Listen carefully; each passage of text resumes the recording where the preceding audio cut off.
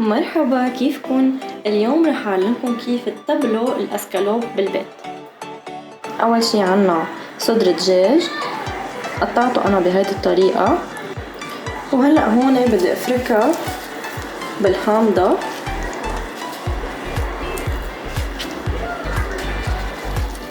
بهيدي الطريقة عشان ريحة الزنخة.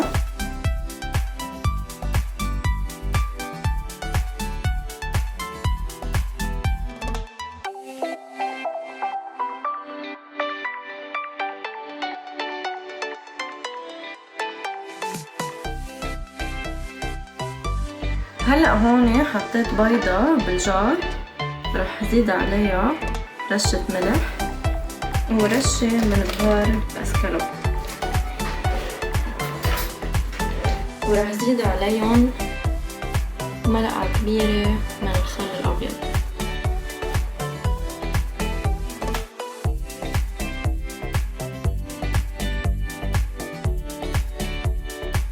وهلأ بزيد صدر الدجاج،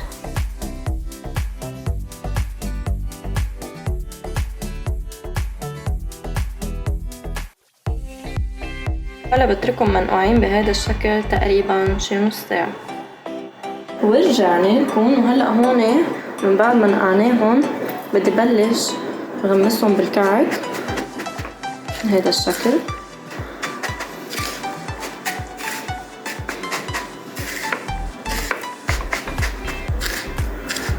اتأكد انه من كل الميلات اخذوا كعك،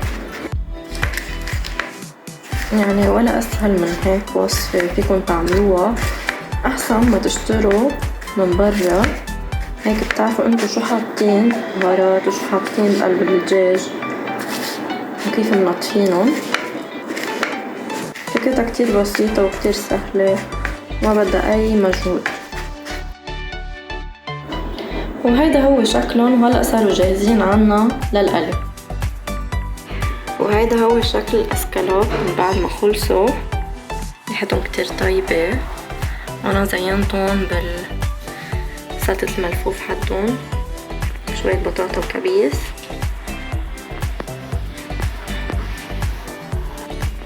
بنصحكم تجربوا هالطريقة كتير سهلة، وما تنسوا تعملولنا لايك وسبسكرايب للصفحة عشان يوصلكم كل جديد.